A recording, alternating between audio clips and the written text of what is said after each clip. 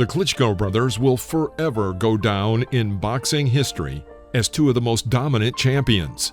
Two brothers who held 4 major heavyweight titles for 10 years, and who were also good examples of worthy athletes who proved their superiority in the ring. But throughout their career, the boxers came across colorful characters who would aggravate them with bold statements or antics. In such moments, the modest brothers could turn into real monsters who would punish such daredevils for their audacity.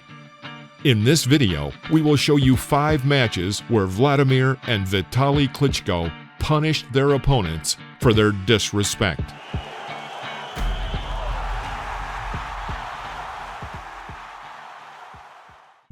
October 2010.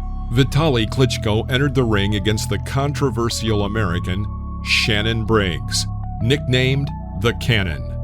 Briggs is infamous for his colorful confrontations with the Klitschkos and his notorious phrase, "Let's go, champ." Let's go, champ! Let's go, champ! Let's go, champ! He fought with the elder brother Vitali on October 16, 2010. And even then, the American did not restrain himself from his constant trash talking and tried in every possible way to offend Vitali with his loud words and impudent behavior. Touch it now. One more time like you did before. Touch it. You forget. Go ahead, touch it now. You forget the smell bodybuilding competition. I know. Touch it one more time, and I'm gonna get more energy. Go ahead, touch it one more time. Tell me to change that. Tell me to change that. It ain't the same stomach. That's right. How? Tell me one asthmatic heavyweight champion in boxing history. Give me one. Give me one. Besides me.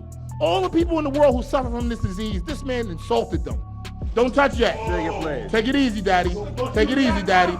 Take it easy, daddy. You know I don't play that. You know me. You know me. Time is over. No, it's not.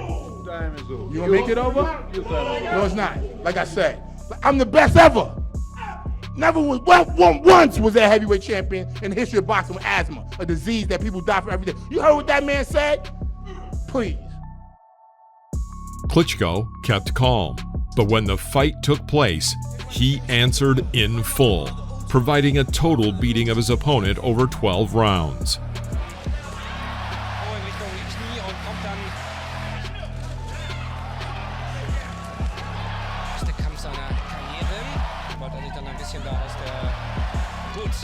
In total, Briggs missed 302 accurate incoming blows to the head from Vitali in this fight. And in the 7th round, he was on the verge of a knockout and only saved by the bell.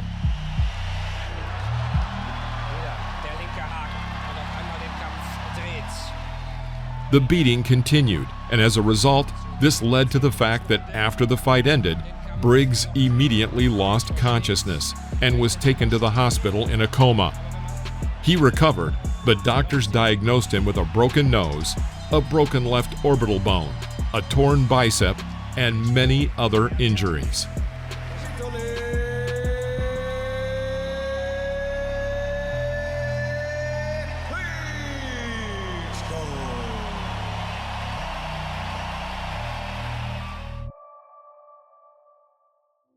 On September 8, 2012, Vitali Klitschko was scheduled to fight against the daring Syrian boxer Manuel Char. This fight was for the WBC world title, which the Ukrainian had owned for many years. Char was full of confidence that he would be the one to dethrone Klitschko. Manuel's undefeated track record gave him even more confidence, which he demonstrated to the fullest before the fight. But no matter how much he tried to scare Klitschko with his stare, this did not bring him much success during the fight. Been in the early going, and he's probably seen what we all have known about Char, that he does. If Char is counting on getting up to the late round and tiring Klitschko out, he's going to have to land some kind of... By the second round, having missed an incoming short blow from the right, Char found himself on the floor for the first time in his career. In the 3rd round, Klitschko increased the pace and began to beat the opponent even more. And in the 4th round, with a light left hook, Klitschko cut Char's eyebrow, and his face quickly became quite bloody, causing the doctor to stop the fight. Char is very upset. But his cornermen are coming into the ring, and it appears that it is over. It's going to be a technical knockout win for Vitali Klitschko. The next opponent on our list is the brash Bulgarian boxer Kubrat Pulev, nicknamed the Cobra, who had been wanting to fight with Wladimir for a very long time. But due to the injuries of the Ukrainian, this confrontation had to be postponed several times for an indefinite period. The Bulgarian was dissatisfied because of this. He accused Klitschko of being afraid of him and openly avoiding him in a fight, hiding behind his injuries. Wladimir was clearly not happy with such accusations. After he was able to recover, the first thing he did was to sit down at the negotiating table, and the fight was scheduled for November 15, 2014. Before the fight, the Bulgarian was absolutely confident in his abilities and promised to knock down his opponent ahead of schedule. According to the experts, the fact that Kubrat was popular, had a great record, and possessed great physical strength all should have posed a serious threat to Wladimir. And we have to admit it was a tough fight, but only in the first round, when Kubrat was able to clearly hit Wladimir with a jab that staggered the Ukrainian. But this blow had the opposite effect in that it woke up Wladimir. After a couple of seconds, he sent the Bulgarian to the floor twice. But even when he was rising from the knockdown, Kubrat taunted Wladimir. But Wladimir was not in the mood to joke that evening. In the third round, he once again sends the Cobra to the canvas with a left hook. And in the fifth round, another hook finally puts an end to this confrontation. During the final countdown from the referee, Klitschko shouted something at his defeated opponent.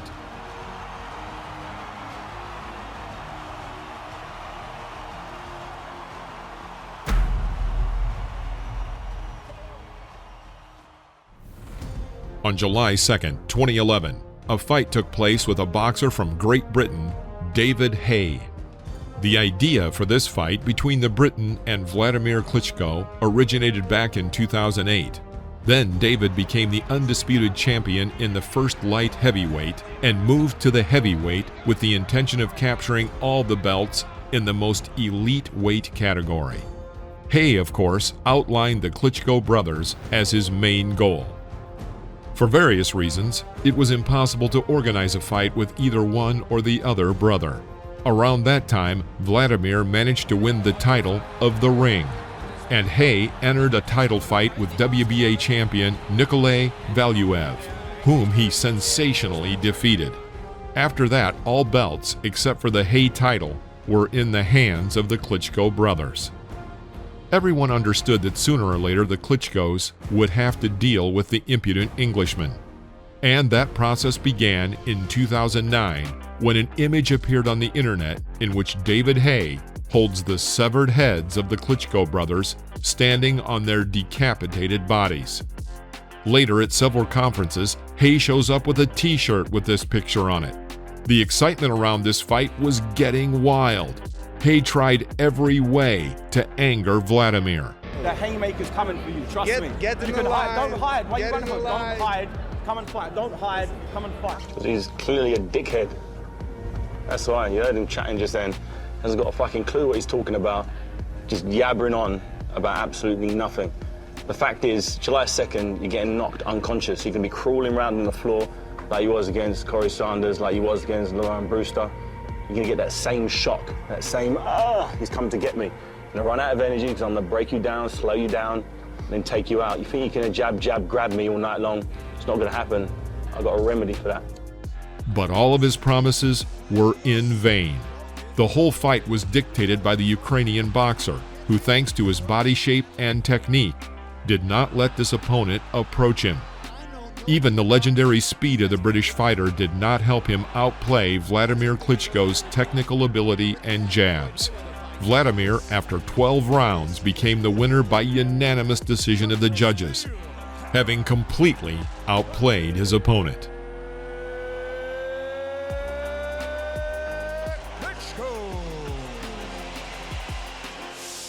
On February 18, 2012, Vitali Klitschko fought one of the craziest fighters in the world of boxing, Derek Chisora. Before the fight, this scandalous boxer did things that no fighter had dared to do with the Klitschko brothers before, starting from a rough slap in the face to Vitali, ending with a spit in the face of Wladimir, and of course, rough trash talk. His own trainer knows that I'm a very, very dangerous fighter, and his trainer knows I'm coming to beat him up. You know that, because you know I'm coming, and you know that for a fact. I like somebody who's coming to me. And this is the best time for me to whoop your ass before you become the Ukraine president, because I know that's what you're trying to do right now. So I need to whoop your ass before you become the president, because when you become a president or whatever, the prime minister, whatever, you are going down in the 8th round. For the 40-year-old Vitali, the fight with Chisora became personal, and everyone was waiting for him to punish the Briton for such insolence. As a result, the Ukrainian, like a professor, taught a lesson to a naughty student, leaving no chance for Chisora, who kept moving forward and tried to put pressure. But Klitschko threw him so many blows that anyone weaker would have fallen down long ago. And later it became known that in that fight, Vitali fought with an injured hand. But no matter what anyone says, that evening the elder brother did his best.